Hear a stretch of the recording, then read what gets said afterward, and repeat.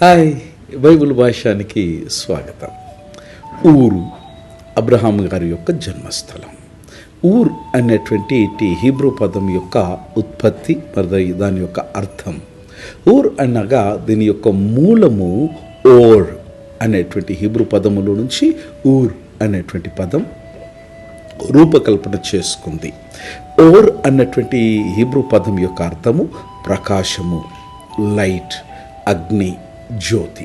అందువలన ఊరు అనేటువంటి ఈ పేరునకు ప్రకాశమైనటువంటి చోటు లేదా ప్రకాశమైనటువంటి స్థలము లేదా అగ్ని యొక్క గ్రామము అని కూడా భావించవచ్చు.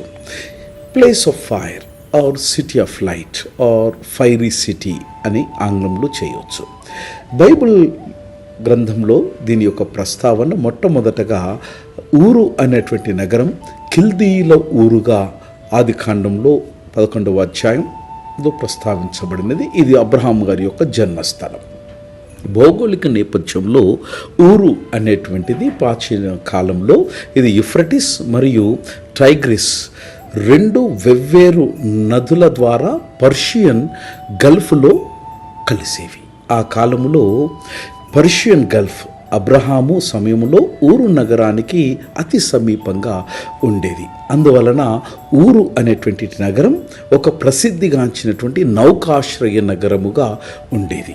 కానీ తర్వాత నదులచే తరలి వచ్చినటువంటి సెడిమెంట్ లేదా మట్టి వలన గల్ఫ్ యొక్క తలభాగము సుమారు 100 మైళ్ళు అనగా 161 కిలోమీటర్ల మేర మట్టితో నిండిపోయినది. హిబ్రూ భాషలో ఊరు అన్నటువంటి దానికి ధార్మికమైన అర్థము అగ్ని లేదా ప్రకాశము. దీని యొక్క సారాంశంలో దేవుడు మనకు వెలుగై ఉన్నాడు. భౌగోళిక స్థానములో ఇది దక్షిణ మెసొపొటేమియా అనగా ఇప్పటి ఇరాక్ ప్రాంతం. దేవుని యొక్క వెలుగులో సాగిపోయిన అబ్రహాము వలె మిత్రమా, నీవు నేను కూడా ఆ వెలుగును ఆశ్రయించి సాగిపోదాం. God bless.